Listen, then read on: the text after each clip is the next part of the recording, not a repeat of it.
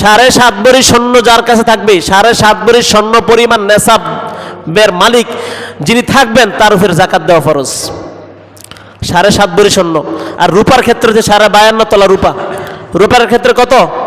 52.5 তোলা রূপার মালিক যদি কেউ হয়, এই পরিমাণ সম্পদের মালিক যদি কেউ হয়, তার উপর যাকাত দেওয়া ফরজ।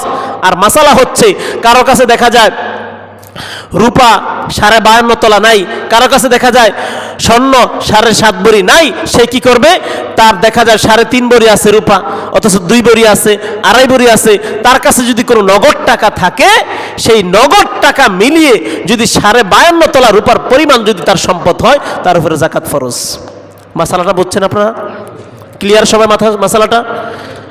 আর স্বর্ণের ক্ষেত্রে দেখা যায় যে তার স্বর্ণ আছে 2.5 ভরি ধরলাম, 2 ভরি ধরলাম, 1.5 ভরি ধরলাম, তার কাছে কিছু ক্যাশ টাকা আছে। কি আছে ভাই? সবাই বলতে হবে কি আছে। মাসালা বুঝে যাবেন, পরে যাবার ব্যস্ত থাকেন না হুজুরে কি কইছে। কারো কাছে দেখা যায় 7.5 ভরি স্বর্ণ নাই, তার 2.5 ভরি, 1.5 ভরি, 2 ভরি স্বর্ণ আছে তার কাছে কিছু ক্যাশ টাকা আছে। এই ক্যাশ টাকা মিলে যদি ক্যালকুলেট করে যদি 7.5 ভরি স্বর্ণের পরিমাণ যদি সে নেসাবের মালিক হয়, তাহলে তার উপর যাকাত দেওয়া ফরজ।